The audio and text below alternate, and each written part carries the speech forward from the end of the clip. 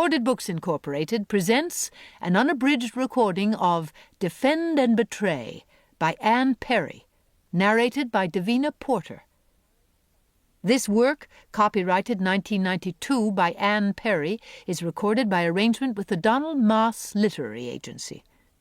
This recording is copyrighted 1995 by Recorded Books Incorporated.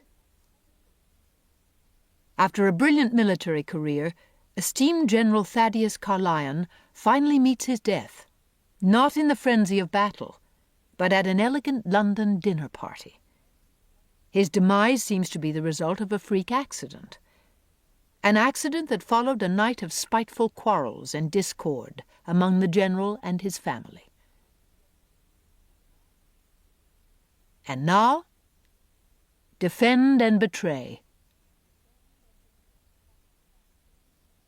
Chapter 1. Hester Latterly alighted from the hansom cab. A two-seater vehicle for hire by the trip, it was a recent and most useful invention, enabling one to travel much more cheaply than having to hire a large carriage for the day. Fishing in her reticule, she found the appropriate coin and paid the driver, then turned and walked briskly along Brunswick Place towards Regent's Park, where the daffodils were in full bloom in gold swaths against the dark earth. So they should be. This was April the 21st, a full month into the spring of 1857. She looked ahead to see if she could discern the tall, rather angular figure of Edith Sobel, whom she had come to meet, but she wasn't yet visible among the courting couples walking side by side, the women's wide crinoline skirts almost touching the gravel of the paths, the men elegant and swaggering very slightly. Somewhere in the distance a band was playing something brisk and martial, the notes of the brass carrying in the slight breeze.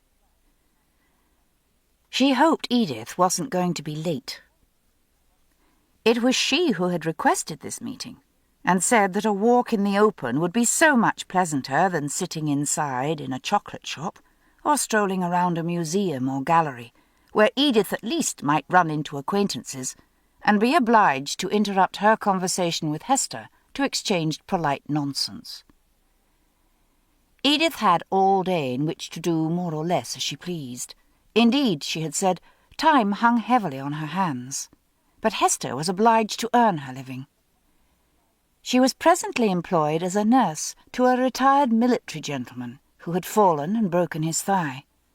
Since being dismissed from the hospital, where she had first found a position on returning from the Crimea, for taking matters into her own hands and treating a patient in the absence of the doctor, Hester had been fortunate to find private positions. It was only her experience in Scutari with Florence Nightingale, ended barely a year since, which had made any further employment possible at all. The gentleman, Major Tiplady, was recovering well, and had been quite amenable to her taking an afternoon off, but she was loath to spend it waiting in Regent's Park for a companion who didn't keep her appointments, even on so pleasant a day. Hester had seen so much incompetence and confusion during the war, deaths that could have been avoided had pride and inefficiency been set aside, that she had a short temper where she judged such failings to exist, and a rather hasty tongue. Her mind was quick, her tastes often unbecomingly intellectual for a woman. Such qualities were not admired, and her views, whether right or wrong, were held with too much conviction. Edith would need a very fine reason indeed if she were to be excused her tardiness. Hester waited a further 15 minutes, pacing back and forth on the path beside the daffodils, growing more and more irritated and impatient.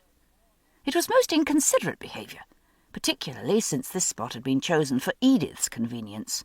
She lived in Clarence Gardens, a mere half-mile away. Perhaps Hester was angry out of proportion to the offence, and even as her temper rose, she was aware of it, and still unable to stop her gloved fists from clenching, or her step from getting more rapid, and her heels from clicking sharply on the ground. She was about to abandon the meeting altogether, when at last she saw the gawky, oddly pleasing figure of Edith. She was still dressed predominantly in black, still in mourning for her husband, although he had been dead nearly 2 years. She was hurrying along the path, her skirts swinging alarmingly, and her bonnet so far on the back of her head as to be in danger of falling off altogether.